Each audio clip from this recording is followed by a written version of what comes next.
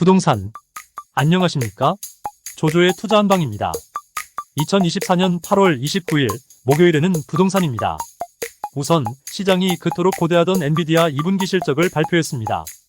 분기 매출액이 300억 4천만 달러 40조 1,785억 원, 주당 순이익 EPS이 0.68달러 909원로 시장 예상치를 넘어섰지만 엔비디아 주가는 본장에 이어서 시간외 거래에서 8% 급락하고 있습니다.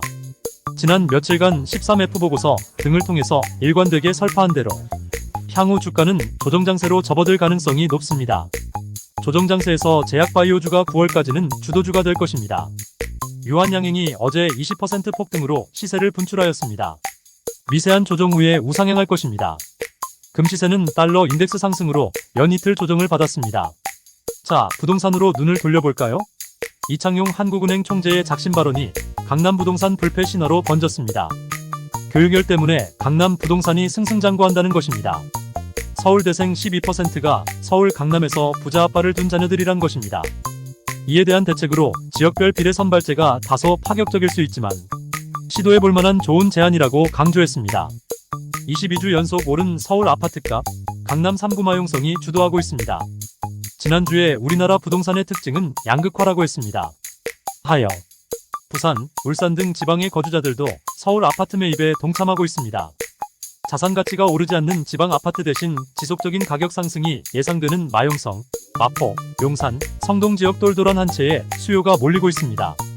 상속 공제한도 상향 추진으로 20억 상당 아파트를 자녀들에게 물려줘도 상속세 걱정은 안 해도 된다는 안도감도 영향을 미쳤습니다.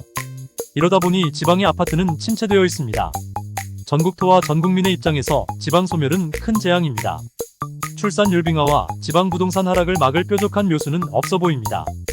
마용성 아파트 시세는 당분간 떠들썩할 것입니다. 부동산 신탁사, 호시절 가구 적자 누중으로 씨름하고 있습니다. 특히 교보자산 신탁, KB부동산 신탁, 신한자산 신탁은 작년 말 이래 3분기 연속 적자 행진을 지속하고 있어 적자 누중에 따른 경영 악화가 고객들의 피해로 이어지지 않을까 우려되는 상황입니다. 경기도가 실거래 금액보다 낮은 금액으로 이중 계약서를 작성해 취득세를 포탈한 현직 교사 등 6명을 적발했습니다. 이들의 허위 신고액은 4억 1천만 원으로 도는 200만 원을 추징했습니다. 이런 다운 계약서 범죄입니다. 서울 아파트 전세가율 53.9%, 1년 8개월 만에 최고 수준입니다. 서울 서초구 반포동 아크로리버파크 전용 202는 최근 90억 원의 전세 계약이 체결됐습니다. 지난 2020년 40억 원에서 4년새 보증금이 2배 이상으로 치솟았고 3.32당 가격으로 환산하면 1억 원이 넘습니다. 찬바람 불면서 이사철이 다가오는데 주담대 전세 대출 조이기에 서울 지역에서 가을 전세난이 우려됩니다. 이에 대한 정부의 대책은 빌라 공급으로 수도권에 6년 이상 임대로 거주하다 분양받을 수 있는 빌라가 나옵니다. 특히 서울의 경우 빌라 등 비아파트가 전월세로 무제한 공급됩니다. 꽝 대신 닭, 아파트 대신 빌라, 이래저래 서민들의 애환은 깊어만 갑니다. 서민들이 박탈감을 털어낼 수 있는 안정적인 주거 대책, 정부는 왜 만들지 못하고 있습니까? 오늘도 성공 투자하십시오.